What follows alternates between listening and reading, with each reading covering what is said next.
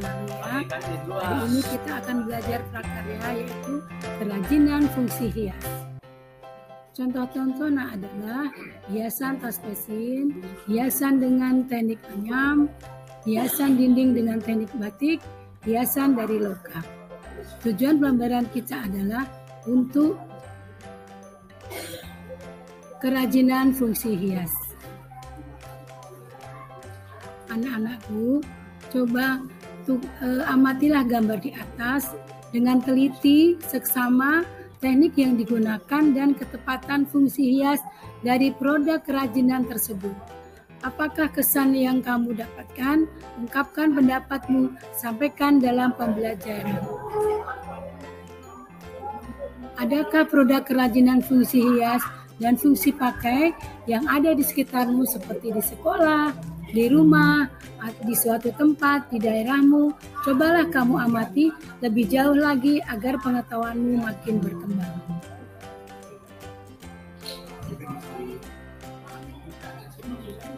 Tugas kelompok pertama, amatilah produk kerajin yang ada di daerah tempat tinggalmu.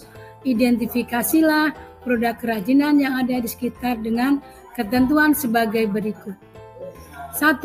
Menentukan ketepatan penerapan hiasan pada produk kerajinan fungsi hias. Ungkapkan perasaanmu, pindahkanlah LK1 pada lembar tersendiri. Jika menemui hal lain, tambahkanlah pada kolom baru. Lembar kerja 1 atau LK1, kamu jangan lupa tulis nama anggota kelompok, kelas, kemudian mengidentifikasi produk kerajinan fungsi hias. Kepulauan Indonesia sejak zaman prasejarah berada di wilayah Indonesia. Merupakan kawasan yang terdiri atas ribuan pulau. Letaknya diapit oleh benua Asia dan Australia serta Samudra Hindia dan Pasifik. Berdasarkan letak kepulauan Indonesia seperti itu, Indonesia di daerah Khatulistiwa dan di daerah embusan angin musim Indo-Australia. Adanya dua musim, yaitu musim hujan dan musim kemarau, menyebabkan penduduk Indonesia dalam menjalankan kehidupannya selalu beradaptasi dengan alam.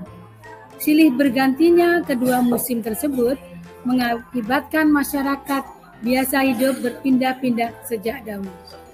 Mulai dari berpindah tempat tinggal hingga berpindah kegiatan seperti kegiatan bertani, berkebun, membuat kerajinan, bertukang, berburu, mencari ikan, berdagang, dan kegiatan lainnya yang disesuaikan dengan perubahan musim saat itu. Kegiatan membuat kerajinan berhubungan dengan aktivitas pembuatan benda-benda kebutuhan hidup. Benda-benda tersebut sangat dibutuhkan oleh seluruh manusia untuk mempermudah dan mempercepat produktivitas kerja. Sejak dahulu, rakyat Indonesia telah menggunakan produk kerajinan sebagai alat memenuhi kebutuhan hidup sehari-hari dari pakaian hingga kebutuhan ritual budaya. Semakin berkembangnya zaman, kebutuhan akan benda-benda atau perkakas berkembang tidak hanya sebatas benda fungsional, akan tetapi perkakas pun dibuat dengan diperhalus dan diperindah, baik dari segi penampilannya, ukuran, maupun hiasannya. Pada akhirnya, masyarakat memproduksi kerajinan perkakas atau alat-alat tidak hanya sebagai benda kebutuhan hidup sehari-hari, tetapi juga sebagai benda hiasan. Bangsa Indonesia memiliki kekayaan dan keindahan tanah air, serta budaya karena anugerah Tuhan Yang Maha Esa. Bahan baku kerajinan banyak sekali tersedia di bumi Indonesia. Kekayaan alam dan budaya Indonesia merupakan modal munculnya keberagaman motif, bentuk, bahan, serta teknik pada karya kerajinan Indonesia. Budaya Indonesia yang unik dan memiliki ciri khas kedaerahan menjadi acuan yang dapat menjadi inspirasi dalam mengolah sumber daya tersebut sebagai produk kerajinan yang bernilai ekonomis atau bernilai nilai jual. Berdasarkan perkembangannya, kerajinan sangat dipengaruhi oleh budaya luar, sehingga dihasilkan bentuk dan corak produk yang beraneka ragam untuk memenuhi kebutuhan masyarakat yang juga beraneka ragam. Banyak kerajinan Indonesia yang telah dikenal di mancanegara. Katakan saja batik. Batik merupakan salah satu kekayaan bangsa Indonesia yang tersebar ke seluruh pelosok negeri.